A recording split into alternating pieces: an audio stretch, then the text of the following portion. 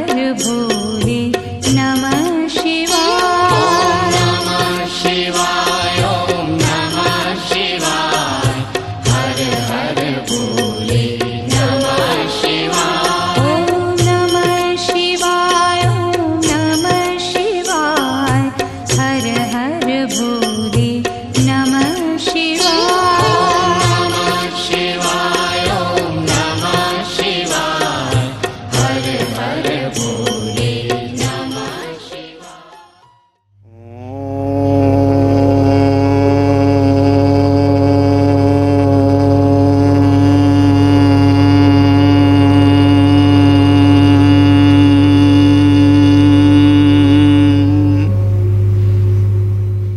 यदेवेह तदमुत्र यदमोत्र तदन्ह्य मृत्यो समृत्युमाप्नोति या इह नानेव पश्यति मनसैवेदमाप्तव्यम् नेह नानास्ति किंचन मृत्यो समृत्युं गच्छति या इह नानेव पश्यति अंगोष्ठमात्रा पुरुषो मध्ययात्मनि तिष्ठति ईशानं भूतभव्यस्य न ततो विजुगुप्सते एतद्वै ततो अंगोष्ठमात्रा पुरुषो ज्योतिरिवा धूमकः ईशानो भूतभव्यस्य स एवाद्य स ऊष्वः एतद्वै ततो। परम श्रद्धेय स्वामी जी, विद्वत संत समाज, आत्मस्वरूप भक्तजन, जो यह है वही वह है, जो वह है वही यह है। जिसको हम अलग अलग करके देख रहे हैं, यह और वह, यह माने यह जीव, वह माने वह ईश्वर। ये दोनों अलग अलग नहीं हैं। अगर पृथक पृथक कोई देखेगा तो उसको बार बार जन्म मृत्यु के चक्कर में पड़ना पड़ेगा। तत्व की दृष्टि से दोनों एक है और उपाय है मनसा एव, मन के द्वारा ही, और कोई उपाय नहीं है। क्योंकि एक जगह पर निषेध किया ना, यन मनसा न मनुतेर येन आहु मनोमतम तदेव ब्रह्मत्वं विद्धि नेदम यदिदम उपासते। यन मनसा न मनुते, जो मन के द्वारा मनन नहीं किया जा सकता वो तत्व है। और यहाँ पर कहा मनसा एव, इस पर बहुत, ये ब्रह्म सूत्र में इस पर एक अधिकरण आएगा, इसी बात पर विचार आएगा पूरा विस्तार से। वहाँ पर प्रश्न यही होगा कि मन के द्वारा प्राप्तव्य है या नहीं। तो यहाँ कहा मनसा एव इदम आप्तव्यम, मन के द्वारा ही यह आत्मानुभव प्राप्त होता है। और वहाँ पर दो जगह पर, जैसे केन उपनिषद में मना किया यन मनसा न मनुतेर, और तैत्रेयी में कहा यतो वाचो निवर्तन्ते अप्राप्य मनसा सह। तो ये जो है पूर्व पक्षी होगा कि मन के द्वारा वो प्राप्त नहीं हो सकता। वहाँ पर समाधान किया गया, जो वहाँ पर मुख्य समाधान किया गया कि अशुद्ध मन के द्वारा वह ब्रह्म तत्व की प्राप्ति नहीं हो सकती। जिसकी मन वृत्ति, मन बहुत ज़्यादा व्यवहारोन्मुखी है, ज़्यादा उसका व्यवहार में, प्रपंच में ही जिसका मन लगा रहता है, बहिर्मुखता वाले को यह आत्मस्वरूप का बोध नहीं हो सकता। भाष्यकार ने उसको यहाँ एक ही शब्द में कह दिया, आचार्य आगम संस्कृतेन, जिसकी बुद्धि अंतर्मुखी हो जाएगी। पहले भी आ चुका है ना, यस्तो विज्ञानवान भवति सामनस्का सदा शुचि। तो जिसकी बुद्धि अंतर्मुखी हो गई, थोड़ा ऐषणात्रय से उसका मन हट गया, उस शुद्ध बुद्धि के द्वारा वह अनुभव में आता है। आगे कहते हैं, यहाँ से जो एक प्रसंग बदला, पुनः अपि तदेव प्रकृतम ब्रह्म आहा, जिस ब्रह्म के उपदेश का प्रकरण चल रहा है उसी ब्रह्म का निरूपण पुनः किया जाता है। कैसा है वो? कहते हैं अंगुष्ठ मात्रः पुरुषः, वह परम पुरुष अंगूठे के बराबर है। वहाँ पर कहा था ना, उस श्रुति को याद करो, हाँ, कि वह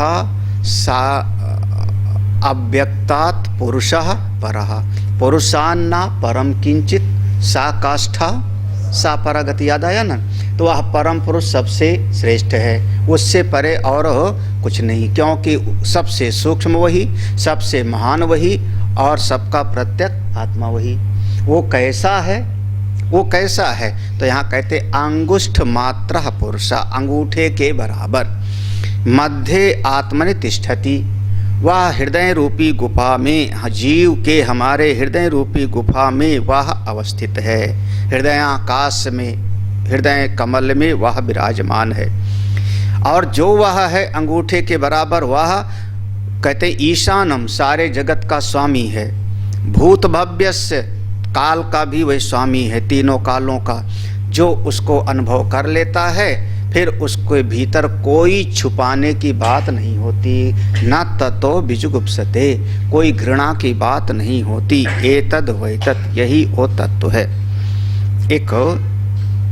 एक जो सिद्धांत है, ये दो ऋचाओं में आप इसको इस दृष्टि से समझो।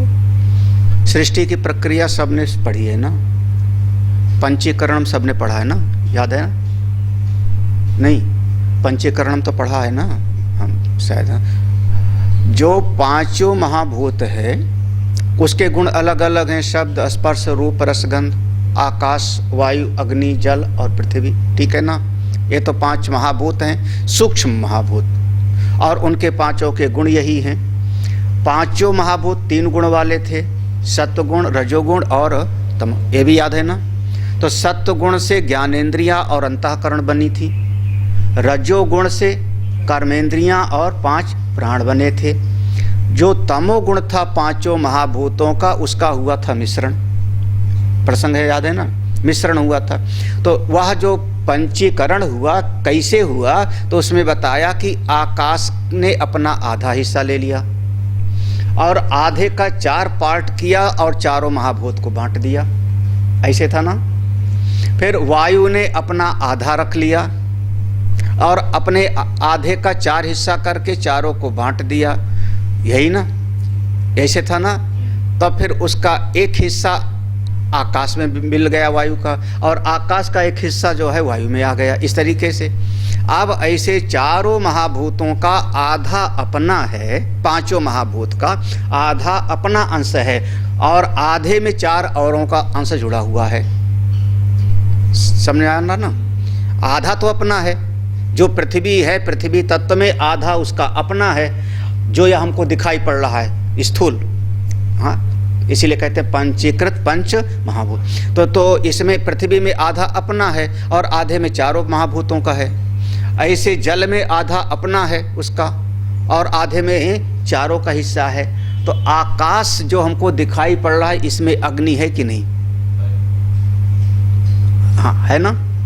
अगर पंचीकरणम की विधि समझा है तो ये जो आकाश हमको दिखाई पड़ रहा है, तो इसमें अग्नि का भी अंश है। जहाँ हाँ नहीं, 1/8 भाग, क्योंकि आधा तो आकाश का अपना हुआ और आधे में जो है 4 महाभूतों ने दिया, है ना?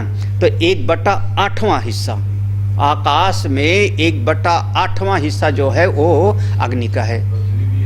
इसी प्रकार से सब है, इसी प्रकार से सब में सबका है। तो यह जो हमको दृश्य आकाश दिखाई पड़ रहा, स्थूल आकाश, इसमें अग्नि है अगर 1/8 हिस्सा, इसका मतलब अग्नि सर्वव्यापक हो गई कि नहीं? ठीक है ना, सिद्धांत था समझना।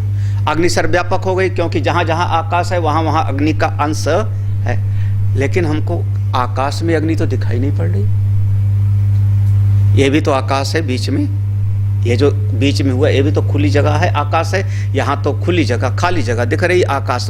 इसमें तो ना तो जल का हिस्सा दिख रहा है और ना ही अग्नि का हिस्सा दिख रहा है, यही ना। तो होते हुए भी सर्वत्र अग्नि सर्वव्यापक होते हुए भी सब जगह पर दिखाई ही नहीं। कहाँ दिखाई पड़ती है? जब आप चूल्हे में लकड़ी लगाए, आपने चूल्हे में लकड़ी लगाया और उस समय आपके उस काष्ठ में, उस लकड़ी में अग्नि प्रज्वलित हुई, तब आपको अग्नि दिखाई पड़ने लगी कि इसकी ऐसी लौ निकल रही है।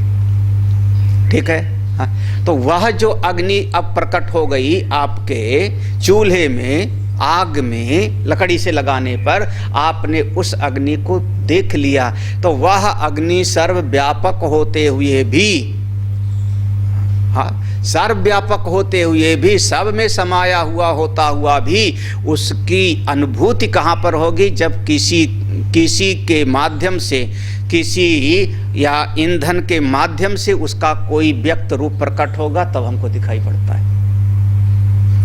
नहीं समझ में आया? हाँ, सिद्धांत तो इतना तो समझिए। जब वह अव्यक्त अग्नि, सर्वव्यापक अग्नि, जब किसी सहायता से, गैस में फ्लेम जल गई तो आपने कहा जल गया, यही ना। जब किसी सहायक के द्वारा जब उसकी व्यक्ति हो जाती है, व्यक्त होने लगता है, तब आप देख जाते हैं अग्नि। उसके पहले अग्नि सर्वव्यापक है सिद्धांततः, लेकिन हमको बोध नहीं होता। उसी प्रकार अब यहाँ पर जो, अगर इस लकड़ी में अग्नि ना होवे, इस रुमाल में अग्नि तत्व ना होवे तो भस्म हो जावे। अग्नि का गुण है रूप, अग्नि का गुण है रूप। तो इसकी जो आकृति बनती है वो अग्नि तत्व के कारण बनती है। ये जो जुड़ा हुआ है, मिला हुआ है, ये जो एक दूसरे से जुड़ा हुआ है, मिला हुआ है, इसमें इसको चखो तो स्वाद आएगा। ये किसका हो गया? जल तत्व का हो जाएगा, यही ना। इसका जो एक वजन होगा पृथ्वी तत्व का हो जाएगा। इसकी जो आकृति बनी हुई दिख रही है अग्नि तत्व के कारण है। हाँ? तो अग्नि सर्वव्यापक होते हुए भी हमको पता तब लगता है जब किसी माध्यम से वह व्यक्त होती है। उसी प्रकार से यह परम पुरुष सर्वव्यापक होते हुए भी उसका अनुभव अंतःकरण की उपाधि में ही होता है। सिद्धांत क्लियर होना चाहिए बिल्कुल।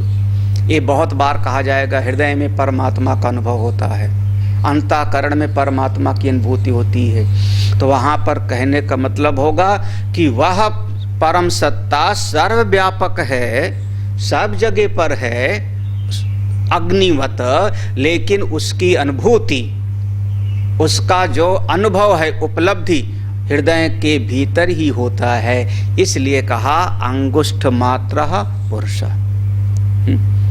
वहाँ पर प्रकाश रूप, हाँ, अपने भीतर अनुभव होता है। भाष्य देख लेते हैं। अंगुष्ठ मात्रो अंगुष्ठ परिमाण, परिमाण कहते हैं नाप को, परिणाम मत बोल देना। अगर परिणाम बोल दिया तो बात बदल जाएगी। परिणाम, हाँ, परिमाण शब्द में जरा सा एक गलती हो जाए, हाँ, बोलचाल में भकापट बोल देता है आदमी ना। परिणाम बोल दोगे तो परिणाम मतलब होता है जैसे दूध का परिणाम हो गया दही, विकृत हो गया। हाँ, कोई वस्तु परिणमित होकर के कोई अन्य रूप में भाषित होने लगती, तो परिणाम नहीं, परिमाण। परिमाण माने नाप, हाँ, पैमाना, पैमाना, नाप। तो अंगुष्ठ परिमाण, ऐसे अंगूठे के बराबर वह प्रकाश का अनुभव होता है अपने ही भीतर। कहाँ पर? कहते अंगुष्ठ परिमाणम हृदय पुंडरीकम तात छिद्रवर्ती अंतःकरण उपाधि अंगुष्ठ मात्र वंश पर्व मध्यवर्ती अंबरवत। एक एक शब्द पर देखना। अंगुष्ठ परिमाण माने अंगूठे के बराबर नाप वाला। कहाँ पर? हृदय पुंडरीकम, हृदय कमल में। हृदय, कई बार हृदय की चर्चा हुई ना। हृदय कहाँ पर? जहाँ पर हम हाथ रख करके और बताते हैं कि ये मैं हूँ, ये मैं हूँ, है ना, हृदय में, हृदय पुंडरीकम। यहाँ जो हाँ हृदय पर है, यहाँ पर तात छिद्रवर्ती अंतःकरण उपाधि। ये अंतःकरण उपाधि में एक ऐसा जगह है, तात छिद्र अंतःकरण जिसको आप कह रहे हो, अंतःकरण रूपी उपाधि के अंतर एक जगह है। तात छिद्र, छिद्र माने वहाँ थोड़ी सी जगह है। किसके? अंतःकरण उपाधि। अंतःकरण उपाधि के अंदर एक ऐसी जगह है जहाँ पर हृदय है। अंगुष्ठ मात्रा अंगूठे के बराबर। नहीं समझ में आया? बोले अच्छा, बांस देखा है आपने? बांस देखा है? बांस में छेद होता है। कैसे होता है बांस में छेद? हाँ, अच्छा मान लो हम यहाँ गांठ है और यहाँ गांठ है, दो गांठ है, इधर से काटे और इधर से काटे, गांठ के बाहर काटे, तो बीच वाले में जो है छेद है कि नहीं? दिखाई तो नहीं पड़ रहा? दिखाई तो, हाँ, यहाँ काट देंगे तो दिखाई पड़ेगा ना। हाँ, अगर इस गांठ और इस गांठ के बगल बगल से काटोगे तो वो बांस के बीच में छेद है, लेकिन वह दिखाई हमको नहीं पड़ता। वो शिखर वंश पर्व मध्यवर्ती अंबरवत। जैसे बांस के भीतर वो खाली जगह होता है, आकाश कह लो, बांस अवच्छिन्न आकाश, बांस अवच्छिन्न आकाश हुआ ना, ऐसे ही अंतःकरण अवच्छिन्न जो आकाश है, अंतःकरण उपाधि से उपहित जो वह चेतन है, वहां पर उसी को कहा जा रहा है हृदय। अंतःकरण अवच्छिन्न चेतन, अंतःकरण उपाधि है जिसका, हाँ, अंतःकरण के अंतर्गत स्थान है और उपाधि बन गया अंतःकरण। उसके भीतर जो जगह है वहीं पर कैसा? अंगूठे के बराबर है। उसकी उपलब्धि स्थान है, उसका अनुभव वहीं पर होता है, वहीं पर अनुभव हो सकता है। यानी उस मंत्र को यहाँ पर मिला कर रखना। वो मंत्र था ना, कौन सा था? नहीं, जहाँ पर वो था कि शुद्ध अंतःकरण द्वारा ही इसको जाना जाता। हाँ, तो बिल्कुल अंतःकरण के भीतर ही है। हाँ। नहीं, वो नहीं है, ठीक है। हाँ हाँ हाँ, दृश्यते त्वग्रया बुद्धिया सूक्ष्मया सूक्ष्म दर्शी भी, है ना। तो वहीं पर बिल्कुल उसी जगह पर। हाँ, अब इसको अपने आप थोड़ा विचार करना। वैसे हम लोगों के लिए बहुत ज़्यादा इस पर ध्यान नहीं देते, वेदांती लोगों का बहुत ज़्यादा नहीं है, क्योंकि श्रुति प्रतिपादित है। इसके आधार पर योग दर्शन का पूरा उनका दर्शन खड़ा हो जाता है। लेकिन सिद्धांत ये है कि अंतःकरण जैसे वह बांस की एक लेयर है, एक चौकोर है बांस, उसके अंदर छेद है, उसी प्रकार से अंतःकरण की जो उपाधि है, वो अंतःकरण की उपाधि ने घट है, घट की दीवाल है ना, घड़े की दीवाल है, घड़े की दीवाल ने जितना आकाश घेर लिया उसको आपने क्या कहा? घटाकाश। वैसे अंतःकरण की उपाधि ने जितने चेतन को ग्रहण कर लिया उसको हम कह रहे हैं हृदयाकाश। अंतःकरण की उपाधि ने, साफ साफ देखना, तात छिद्रवर्ती अंतःकरण उपाधि, स्पष्ट समझना, तात छिद्रवर्ती अंतःकरण उपाधि अंगुष्ठ मात्र फिर दृष्टांत वंश पर्व मध्यवर्ती अंबरवत। पंक्ति का भाव समझ लेना, भगवान भाष्यकार का कहना। तो अंतःकरण की उपाधि से जो अवच्छिन्न चेतन हुआ, वहां पर ऐसे बिल्कुल प्रकाश स्वरूप अंगूठे के बराबर है। अब ये मत प्रश्न कर देना हमारा अंगूठा छोटा है, उसका अंगूठा बड़ा है। ऐसा भी तो हो सकता है, किसी का अंगूठा मोटा होगा, किसी का अंगूठा कम होगा, तो कैसे छोटा बड़ा है? बोले वहाँ उपलब्धि स्थान है, वो अनुभव का स्थान है। इसीलिए कह दिया पुरुषा पूर्णम अनेन सर्वम इति। अब ये मत समझ लेना कि वहीं पर उतना ही है और कहीं नहीं है। श्रुति ने क्या कहा था? अंगुष्ठ मात्रा पुरुषः, पुरुषा कहा। पुरुषा माने वहाँ पूर्णम अनेन, वहाँ रहते हुए भी सब जगह व्याप्त है। कैसे? जैसे हमने कहा अग्नि का दृष्टांत लिया, अग्नि चूल्हे में दिखाई पड़ रही है, फिर भी अग्नि पूरे सृष्टि में व्याप्त है, क्योंकि आकाश में भी अग्नि है, वायु में भी अग्नि है, जल में भी अग्नि का अंश है ना। और पंचीकरण की विधि जब पढ़ेंगे तो पूरा, नहीं पढ़ेंगे तो ये नहीं समझ आएगा। तो सब जगह व्याप्त होते हुए भी उपलब्धि स्थान हमारी कहाँ हो रही? चूल्हे में। हमने बच्चे से कहा आग लाओ, उसने पूछा कहाँ से लाऊं, तो हमने कहा चूल्हे से लाओ, उपलब्धि स्थान हुई। उसी प्रकार से पुरुषः पूर्णम अनेन सर्वमित, सब जगह पूरी तो हो रहा है, सर्वव्यापक होते हुए भी यहीं पर। कहाँ? मध्ये आत्मनि शरीरे तिष्ठति यः तम आत्मानं ईशानं भूतभव्यस्य विदित्वा न तत् इत्यादि पूर्ववत्। करे मध्ये आत्मनि, मंत्र में यहाँ पर आत्मनि शब्द लिखा होगा, है ना, देख लेना। मंत्र में आत्मनि है ना, अंगुष्ठ मात्रा पुरुषः मध्य आत्मनि लिखा है ना, तो आत्मनि का अर्थ हुआ शरीरे। भाष्य में देखो क्या लिखा है, मध्य आत्मनि शरीरे तिष्ठति। अब यहाँ आत्मा का अर्थ आत्मा ना ले रहे हो कोई, अगर कोई मान लो भाष्य ना पढ़े, शांकर भाष्य छोड़ दे, दूसरी परंपरा वाला, हमारी परंपरा से अलग कोई शांकर भाष्य को ना माने, और वो कहेगा देखो अंगुष्ठ मात्रा पुरुषा मध्य आत्मनि, आत्मा के मध्य में वो परम पुरुष है, तो उसकी ऐसी व्याख्या करेंगे वो लोग कि आत्मा माने जीवात्मा। आत्मा कहेंगे वो, फिर वो कहेंगे यह जो जीवात्मा है, जीव है, इसके बीच में वह परम पुरुष स्थित है। हाँ, अब ये द्वैतवादी हो जाएगा। इस वो परम पुरुष ईश्वर सर्वव्यापक तो है, सर्वव्यापक है, लेकिन वो जीव के बीच में है, उससे अलग, उसको एक मत समझ लो। हाँ, ईश्वरा सर्वभूतानां हृदय से अर्जुन तिष्ठति, ऐसा कहा जाएगा। तो यहाँ पर आत्मन माने शरीरे, बिल्कुल स्पष्ट भगवान भाष्यकार करें, मध्य आत्मनि शरीरे तिष्ठति, इसी शरीर के भीतर, इसी शरीर के भीतर अंतःकरण की उपाधि के बीच में हृदय आकाश है, वहीं पर वो प्रकाश स्वरूप परमात्मा है। यह तम आत्मानम, अब जिसने उसको समझ लिया, वहां पर उसको समझा अपने परम स्वरूप को, अपने परम स्वरूप को समझा। कैसा समझा?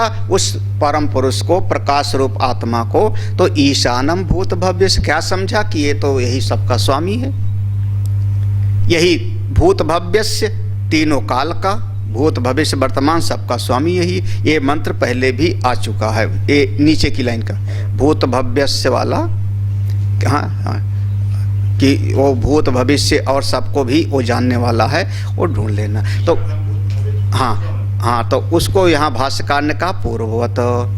हाँ, तो ये सब ऐसा विदित्वा, ऐसा जो जान लेता है, फिर पहले भी आया था ना, ना ततो विजुगुप्सते, जो ऐसा जान लेता है ईशानम भूत भव्यस्य ततो ना विजुगुप्सते, पहले आया हुआ था। हाँ, देख लो, इसी में है भगवान। हाँ, पांचवा मंत्र, हाँ, पांचवा मंत्र ज्यों का त्यों है, ईशानम भूत भव्यस्य न ततो विजुगुप्सते, ईशानम भूत भव्यस्य न ततो विजुगुप्सते। ये मंत्र पांचवा ज्यों का त्यों है। अरे हम अभी 12वां पढ़ रहे हैं, आप 13वां क्यों जा रहे हो? तो देखो, तो भाष्यकार देखो कह रहे हैं जो बात एक बार हम समझा चुके उसको फिर क्यों लिखें? हाँ, तो ऐसा इत्यादि पूर्ववत वहाँ का पर जो हमने इसकी व्याख्या किया है, हाँ, ना तत्व विजुगुप्सते, उसका अर्थ यहाँ पर समझ लो। फिर वो कभी कुछ किसी चीज़ की ना गोपयितुम इच्छति, कुछ छुपाने का भाव नहीं रहता, क्योंकि सब में अद्वैत का भाव हो गया। घृणा का भाव नहीं रहता, तू तेरा मैं मेरा का भाव नहीं रहता, और अपनी महिमा में हो जाता है। 13वां फिर से पढ़ लेते हैं एक बार। हाँ। उसी मंत्र का भाव फिर से है। अंगुष्ठ मात्रा पुरुषो ज्योतिरिवा धूमकः ईशानो भूतभव्यस्य स एवाद्य स ऊष्वः एतद्वै ततो। अंगुष्ठ मात्रा पुरुषः, ये पहले के जैसा है। अंगूठे के परिमाण वाला वो परम पुरुष भीतर है हृदय आकाश में। कैसा है, एक दृष्टांत दिया। यह दृष्टांत बहुत बढ़िया दृष्टांत है। दीपक जलाओ, है ना, दीपक जलाओ। जब दीपक जलाते हो तो उसकी लौ सीधे ऊपर उठती है। हाँ, उल्टा भी लटकाओ दीपक को तो भी लौ किधर जाएगी? जला के देखना किसी लकड़ी के ऊपर की तरफ, कपड़ा बांध के मिट्टी का तेल लगा के जलाओ, और हाँ लकड़ी को यूं करो, दीपक की लौ ऊपर जाएगी ना। तो दीपक की जो लौ होती है हमेशा ऊपर की तरफ उठती है, ये पहली चीज है ना। ऐसे साधक को होना चाहिए कि हमेशा ऊपर की तरफ उठे। हाँ, कोई अगर लकड़ी को उल्टा भी लटकाता है, उल्टा भी लटकावे तो भी दृष्टि कहाँ पर होवे? ऊपर की तरफ। समझ आ रहा है कि नहीं? नहीं समझ आया भाई। दीपक है, प्रकाश, चाहे किसी का भी ज्योति उसकी किधर होती है? हमेशा ऊपर की तरफ, ऊपर की तरफ। हाँ हाँ, आकाश की तरफ हमेशा करके देखो, प्रैक्टिकल करके देखो। माचिस की तीली जलाओ, उसकी जो ज्योति होगी किधर की तरफ उठेगी? उल्टा कर दो, टेढ़ा कर दो, दाएं बाएं कर दो, किधर जाएगी? हमेशा। ये ज्योति का एक स्वरूप है। हमेशा साधक को इससे सीखना चाहिए कि कभी कभी घर वाले फंसाते हैं परिवार में, शादी कर ले तेरा भला होएगा, अड़ोसी पड़ोसी समझाते हैं, है ना। ये मतलब वो लकड़ी को टेढ़ा करते हैं, यूँ हो जाए, वहाँ हो जाए, यूँ हो जाए। जो साधक होगा वो कैसा होगा? उसकी लोग किधर जाएगी? हाँ, लेकिन जो अगर भक्त होगा, साधक होगा, उसकी लोग किधर जाएगी? सब फंसाएंगे, परिवार वाले, नाते, रिश्तेदार, रोना गाना। हाँ, जो ज्ञान स्वरूप है वो नहीं, मुझको तो इसी पर चलना है, ऊपर की तरफ। ये बाहर की जो दीपक है, इसकी एक बात है कि इसको कोई ना कोई ईंधन चाहिए, चाहे लकड़ी हो, चाहे और उसको तेल होवे, चाहे गैस होवे, कोई ईंधन चाहिए। ईंधन से वह ज्योति जलेगी, बिना ईंधन की ज्योति नहीं जलेगी। जब उसमें ईंधन लगता है तो उसके साथ में जब उसकी ज्योति जलेगी तो कुछ न कुछ कार्बन उत्सर्जित होगा। एक कार्बन उत्सर्जन, हम साइंस की भाषा हो गई ना ऐसे बोलते हैं ना, उत्सर्जित। हाँ, तो वो उससे धुआं उठेगा ना, क्योंकि ईंधन से जल रहा है, चाहे मिट्टी का तेल से जल रहा है, पेट्रोल से जल रहा है, कैसे भी जल रहा है, तो उससे जो है धुआं उठेगा। वो धुआं ऊपर काला काला उठेगा, कोई भी लौ होगी। आप ऐसी ज्योत की कल्पना करो जिसमें वह कोई धुआं ना उठता हो, उसको ना तो कोई ईंधन चाहिए और ना ही धुआं उठता हो, और प्रकाश समासम चमक रहा हो। हाँ, उसको जो है रुई की बाती की जरूरत नहीं है। हाँ, उसको मिट्टी के तेल की जरूरत नहीं है। हाँ, फिर भी वो प्रकाश उठ रहा है, उसमें से कोई धुआं नहीं उठ रहा है, फिर भी प्रकाश स्वरूप है। ऐसे अगर प्रकाश की कल्पना करो तो वह अपने आत्मा का प्रकाश है। एक दृष्टांत आप लोग कभी समझ सकते हो, मणि का दृष्टांत दिया जाता है। कोई मणि है, कोई मणि है जो रख दिया जावे तो अभी भी अगर डायमंड वगैरह भी है ना तो उसमें इतना नहीं है। हीरा के ऊपर जब प्रकाश लाइटों के किरण पकड़ती तब वो चमकता है। नहीं अनुभव है ना। हीरा देखा ही नहीं होगा, क्या पता, हीरा देखा ही नहीं होगा। हीरा वगैरह है, अगर उसको पहन के कहीं पर पार्टी में हाल में चले गए, तब उसके जो हाथ में गले में डायमंड होगा, वो लाइट पड़ता है तो शाइन करता है। हाँ, और कई, अब चूंकि उसके जो है जितनी कटिंग है उतना कीमती है। तो ऐसे ये जितनी चीजें हैं वो स्वयं प्रकाश नहीं है, स्वयं प्रकाश नहीं। बिल्कुल अंधेरे में रख दो, गुप्त अंधेरे में, कोई प्रकाश ना हो, तो हीरा आपको नहीं पता लगेगा। आप अंगूठी रख दो हीरे से जुड़ी हुई, फिर आपको ढूंढना पड़ेगा, है ना। एक ऐसी मणि की कल्पना करो जैसे हम लोगों के यहाँ नाम है चिंतामणि, स्यमंतक मणि, नागमणि, है ना, नागमणि। ऐसी मणि जो स्वयं प्रकाश करती हो, उसको बाहर से किसी ईंधन की जरूरत नहीं है, रखा और प्रकाशित हो रहा। बोले बिल्कुल वैसे ही अपने आत्मस्वरूप का है। ज्योति ही इव अधूम कहा, प्रकाश है लेकिन कोई ईंधन नहीं, कोई धुआं नहीं। कौन है? नीचे की पंक्ति समान है, वही सबका स्वामी है, तीनों काल भूत भविष्य वर्तमान का स्वामी है। साये अद्य, वही अभी है, अभी आप वही हो, वही कल भी रहेगा, वही आत्मा है। भाष्य देखते हैं। अंगुष्ठ मात्रा पुरुषो ज्योति ही इव अधूमको अधूमकम इति युक्तम ज्योतिष परत्वात्। अंगुष्ठ मात्रा पुरुषा, वह परम पुरुष अंगूठे के बराबर है।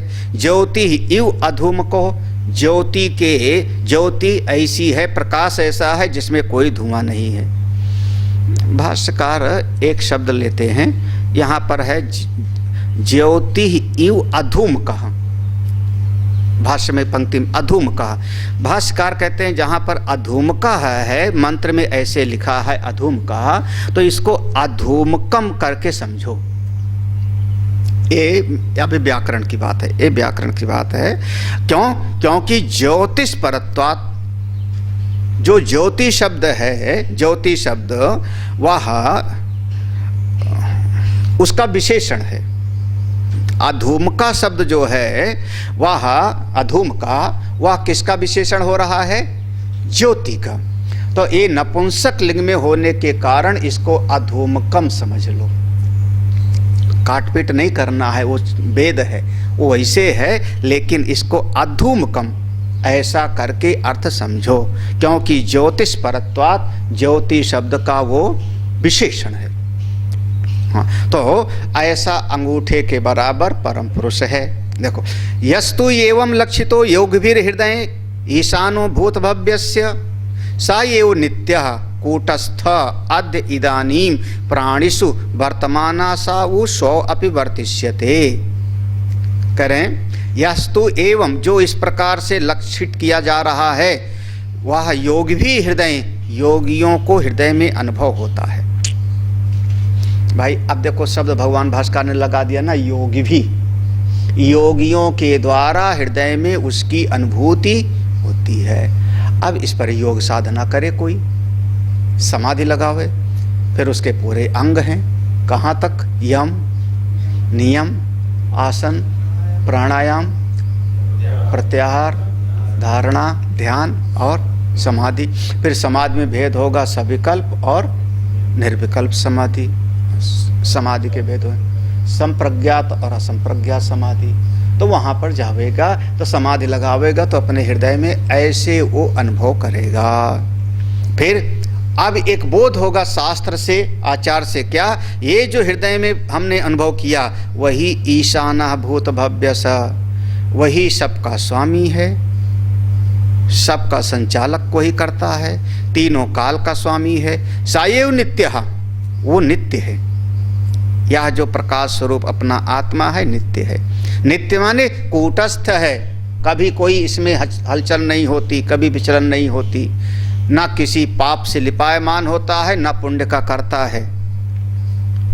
अद्य इदानीं प्राणिषु वर्तमाना, मंत्र में अद्य शब्द है, कहते हैं अभी जो जीवित हो, जो वर्तमान में जीवित हो, जो वर्तन कर रहे हो, व्यवहार कर रहे हो, आप सबके भीतर वही परम पुरुष है। और साहु स्वह अपि, कल भी वो रहेगा, यानी उसका कभी कोई नाश नहीं कर सकता। अभी भी है और कल भी, पहले भी था, लेकिन आप जाने नहीं, उसको अनुभव नहीं किए। अब है, अब अनुभव कर लो, जान लो साधना करके, आगे भी नित्य है, कूटस्थ है वही। आगे कहते ना अन्यः तत्समो अन्यश्च जनिष्य इत्यर्थः। ना अन्यः, उसके अलावा और कुछ भी नहीं, तत्समः, उसके बराबर कुछ नहीं है, उसके बराबर कुछ और उत्पन्न ही नहीं हुआ, केवल अपना यही आत्मा ही है, अपना आत्मा ही रहता है, इसके अलावा और कुछ भी नहीं है, ना होगा, और कोई दूसरा पुरुष नहीं होता। अंतिम, अब इसको जो है इस सिद्धांत का जो है निष्कर्ष निकालते, अनेन न अयम अस्तीति चायिक इति अयम पक्षो न्यायतो अप्राप्तो अपि स्ववचनेन श्रुत्या प्रतियुक्तः तथा क्षणभंगवादश्च। अनेन, इस श्रुति वाक्य के द्वारा जो एक प्रश्न किया था नचिकेता ने सबसे पहले कि ये शरीर के मरने के बाद आत्मा रहती है कि नहीं रहती, मन को वहां ले जाओ ना, आत्मा होती है शरीर के मरने के बाद, मंत्र याद हुआ, एयम प्रेते, देखो मत इस समय, नो नकल, हाँ, एयम प्रेते विचिकित्सा अस्तीति एके नायम अस्तीति चैके एतद् विद्यामनुशिष्टस्त्वयाहं वराणामेष बरस्तृतीयः। क्यों नहीं याद करते हो? कहाँ? तो वहाँ पर है ना, अस्तीति एके ना अयम अस्तीति चैके। कुछ लोग कहते हैं है, बचता है, कुछ लोग कहते हैं कुछ भी रहता नहीं। तो उस देखो भाष्यकार को सब उपस्थित है, फटाफट के समय कहाँ का उदाहरण लेना है, पूरा सब का सब चारों वेद उपस्थित है।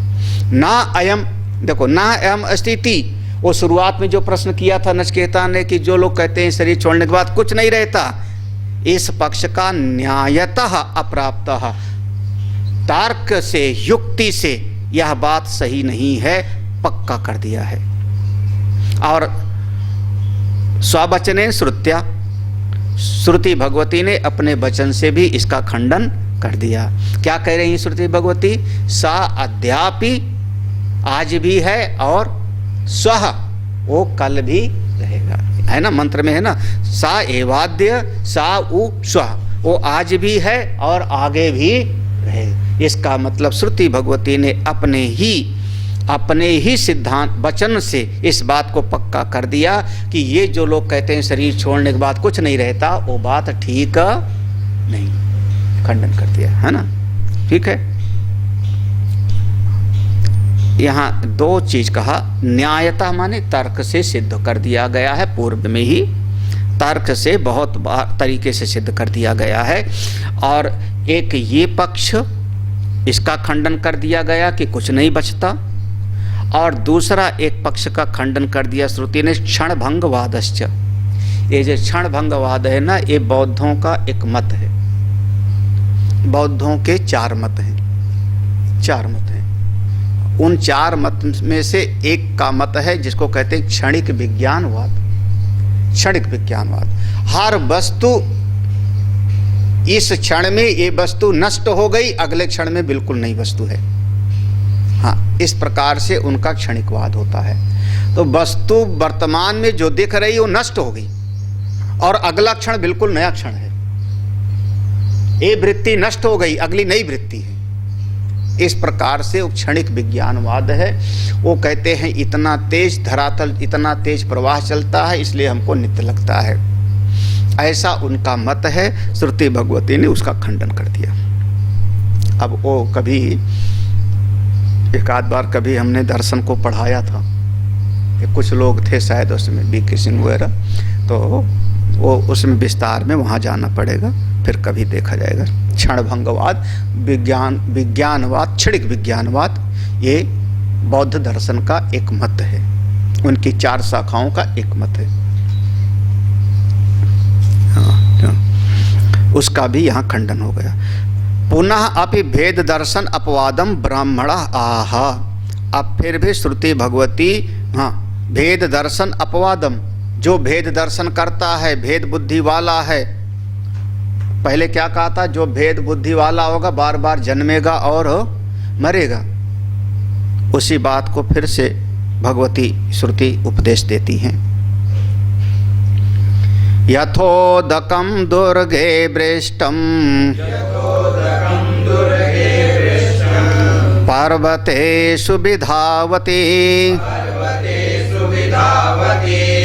एवं धर्मान् पृथक् पश्यन् तानेवानुविधावति।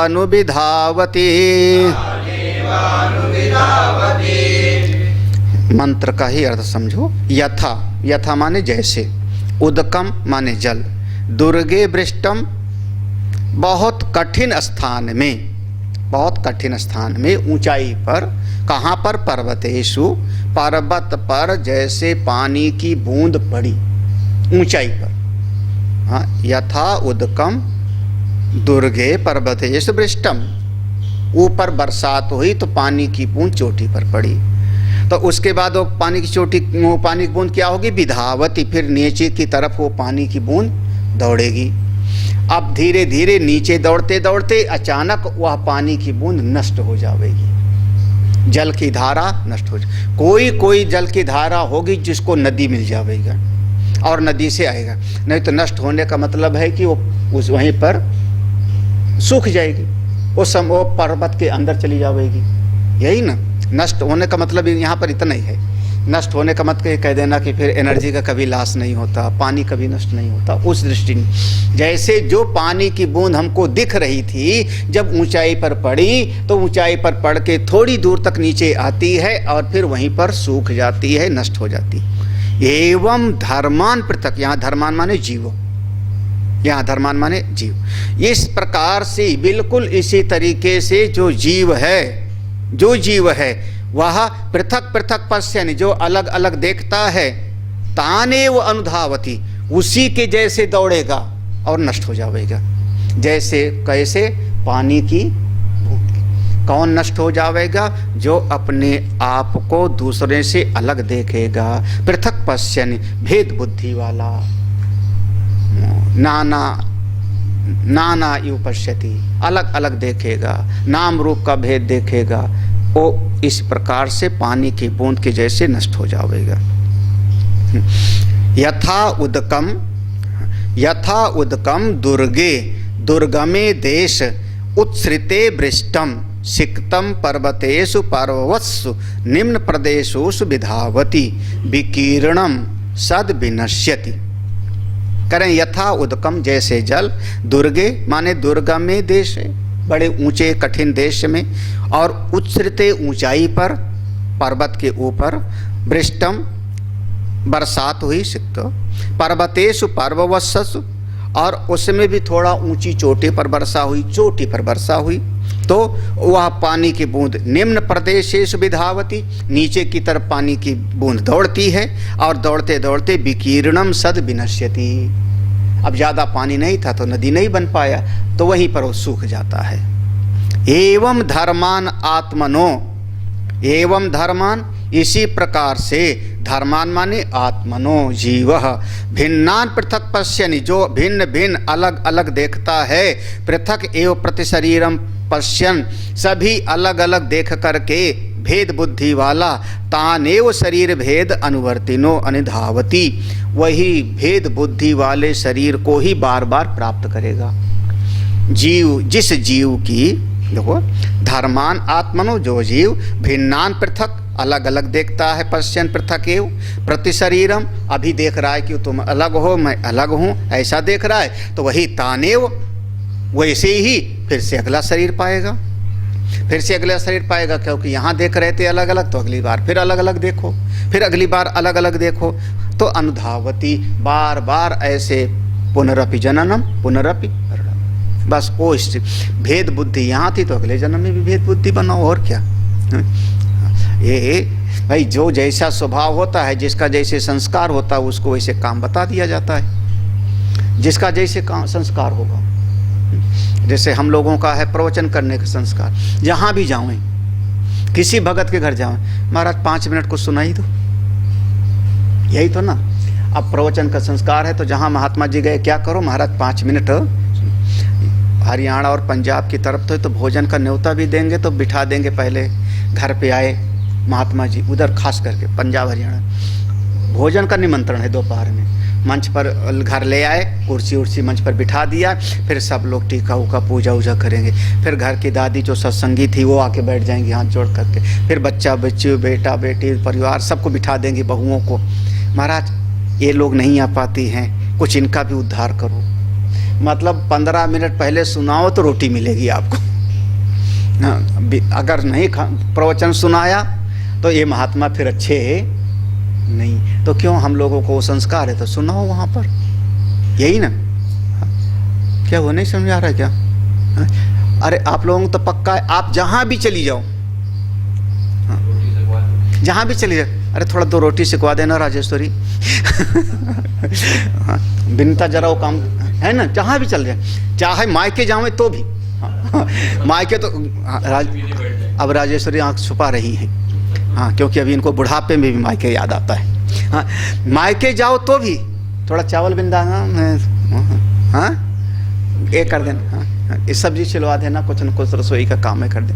क्यों क्यों जो भी जाएगा, जो भी तो फिर तो ये तो जैसे देखने की दृष्टि है वैसे आपको लोक मिलेगा। तो वही कह रहे हैं, देखो स्पष्ट है पूरा का पूरा, भिन्नान पृथक पृथक पश्यन पृथक, यहाँ एवं धर्मान आत्मनो भिन्नान पृथक पश्यन। इस प्रकार से जो देखता था अलग अलग जीव, पृथक एवं प्रति शरीरम, सब शरीर अलग अलग हैं, उनके भीतर का वो जीवात्मा अलग अलग है। तो तानेव शरीरम भेद अनुवर्तिनो, तो वैसे आगे भी उसको अनुवर्तन होगा, आगे भी उसको वैसे शरीर मिलेगा, अनुविधावती, वैसे दौड़ेगा, शरीर पाने के लिए वो भी दौड़ेगा। भाव क्या है, शरीर भेदम एव पृथक पुनः पुनः प्रतिपद्यते इत्यर्थ। शरीर भेदम एव, शरीर की दृष्टि से भेद को ही पृथक पुनः पुनः बार बार उसको धारण करेगा, बार बार उसको मिलना होगा।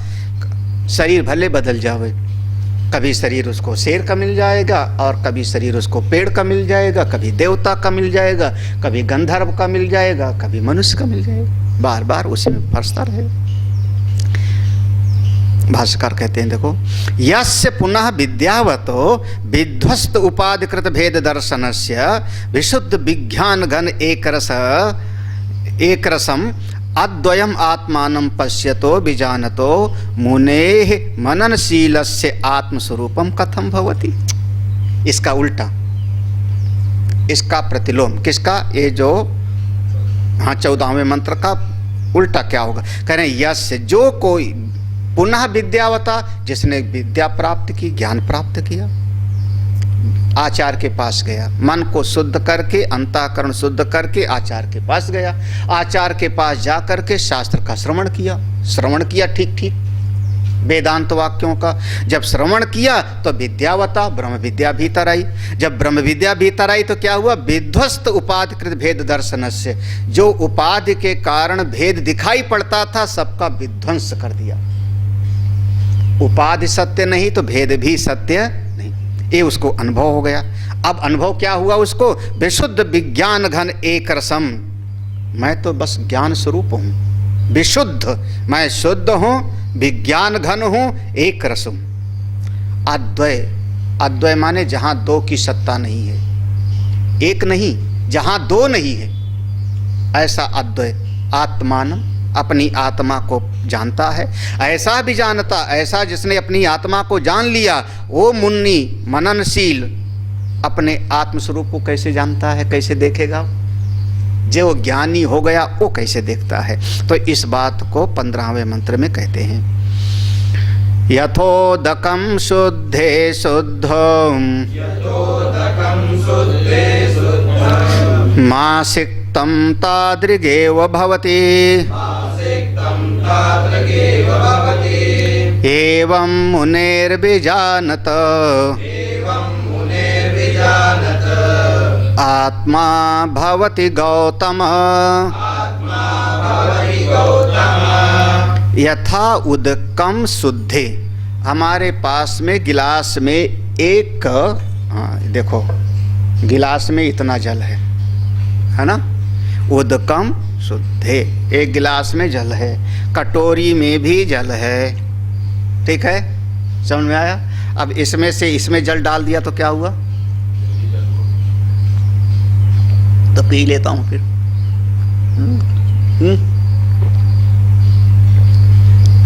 ये भी शुद्ध जल है, ये भी शुद्ध जल है, इसमें से इसमें डाल दिया तो तादृग एव भवति यथा उदकम शुद्धे शुद्धम। शुद्ध जल को जैसे शुद्ध जल में डाल दिया तो तादृक उसी के जैसे हो गया। एवं मुनेर भी जानत, इसी प्रकार से जो मुनि है।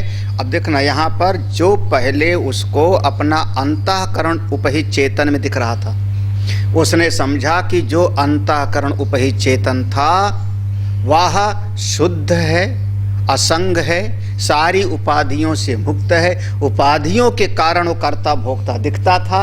आज उसने ज्ञान से उसको शुद्ध कर लिया तो यह जो अंतःकरण उपहित चेतन अब उसको सर्वव्यापक चेतन से एकीभूत हो गए, घटाकाश महाकाश से एक अनुभव होने लगा। तो एवं मुने भी जानत, जो ऐसा कोई मुनि है जानता है, आत्मा भवति, वह आत्मस्वरूप में निष्ठ हो जाता है। हे गौतम, अब यहाँ पर यह गौतम संबोधन हो गया किसके लिए, नचिकेता के लिए। इनके पिता का भी नाम आया था, आरुणी, उद्दालक, गौतम, ऐसा आया था ना, तो उनके पुत्र गौतम। हे गौतम, इस कुल में पैदा हुए विद्वान ब्राह्मण भास। यथा उदकम शुद्धे प्रसन्ने शुद्धम प्रसन्नम आसिक्तम प्रक्षिप्तम एक रसम एव ना अन्यथा तादृक एव भवति। आत्मा अपि एवं एव भवति एकत्वम विजानतो मुने मननशीलस्य। हे गौतम, सरल भाष्य है, यथा उदकम, जैसे जल को, कैसा जल है, शुद्धे, शुद्ध जल को, प्रसन्ने शुद्धम प्रसन्नम आसिक्तम, प्रसन्न मतलब बिल्कुल स्वच्छ है, बिल्कुल स्वच्छ है, उसको शुद्ध प्रसन्न, बिल्कुल शुद्ध और बिल्कुल हलचल रहित जल में उसको डाल दिया आपने। आसिक्तम माने प्रक्षिप्तम, उसमें आपने डाल दिया तो एक रसम एव, बिल्कुल समरस हो गया, एक बराबर हो गया। ना अन्यथा, उसके अलावा अब कुछ पता भी नहीं लगेगा। तादृक एव भवति, बिल्कुल जैसे पहले था जल वैसे वो भी हो गया। आपने एक लोटा डाल दिया तो भी बिल्कुल त्यों का त्यों। आत्मा अपि एवं एव भवति, ऐसे आत्मा भी हो जाता है। कैसे, एकत्वम विजानतः, जिसने एकत्व को जान लिया। कब जानेगा, जब मननशील होगा तो, चिंतन करेगा तो। गौतम, ये हमारी आत्मा ही ब्रह्म है, आत्मा ही सर्वव्यापक परमात्मा है, ऐसा जान लेगा।